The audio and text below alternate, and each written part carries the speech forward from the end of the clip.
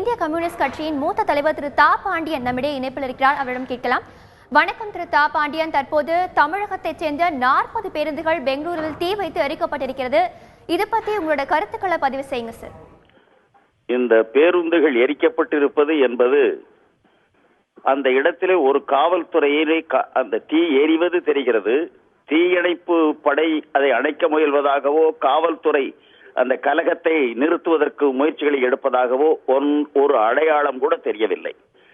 கர்நாடக மாநில அரசுக்கும் சரி மத்திய அரசுக்கும் சரி இந்த காவிரி தண்ணீர் பிரச்சனை சம்பந்தமாக கர்நாடகத்தில் தொடக்கத்திலிருந்தே ஒரு வெறி கும்பல் நீதிமன்ற தீர்ப்புக்கும் கட்டுப்படுவதில்லை, நடுவர் மன்ற தீர்ப்புக்கும் கட்டுப்படுவதில்லை, நியாயம் என்பதையோ ஒப்புக்கொள்வதில்லை.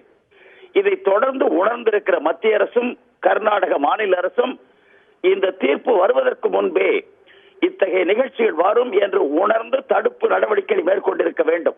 எனவே கர்நாடக அரசும் இந்த அழிவுக்கு இந்த நாச வேலைக்கு முழு பொறுப்பேற்க வேண்டும். மத்திய அரசு உடனடியாக அதை டிஸ்டர்ப்ட் ஏரியா அரசியல் சட்டத்திலேயே அந்த விதி இருக்கிறது. நிர்வாக பொறுப்பை ஏற்று ராணுவத்தை அனுப்பி முதல் கலகத்தை இந்த கொடூர சேதங்களை நிறுத்த வேண்டும். அதற்கு பிறகுதான் தமிழ் மக்கள் அத்தனை பேருக்கும் பாதுகாப்பு கொடுக்கப்பட்டிருக்கிறதா என்பதையும் கவனிக்க வேண்டும்.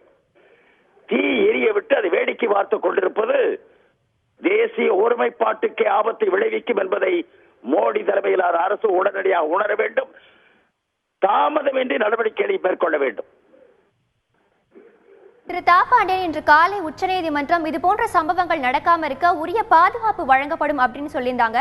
இதையும் தாண்டி இந்த சம்பவம் நிகழ்ந்திருக்கு. இதை நீங்க எப்படி பாக்குறீங்க? குழந்தைகளுக்கு கூட இப்படி ஒரு சம்பவம் நடக்கலாம், அவன் நடத்துவேன் என்று வசல் நாகராஜ் பகிரங்கமாக அறிக்கை விட்டார்.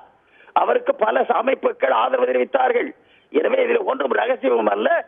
இது நடக்காது என்று எவனாவது நினைத்திருந்தால் அவன் ஒரு சிந்தனையே இல்லாதவனாக இருக்க வேண்டும். நடக்கும் என்று தெரிந்தே தடுப்பு நடவடிக்கையில் இறங்கி இருக்க வேண்டும். தமிழக மக்களின் பொறுமைக்கும் ஒரு எல்லை உண்டு என்பதை மத்திய அரசும் கர்நாடக அரசும் உணர்வது நல்லது.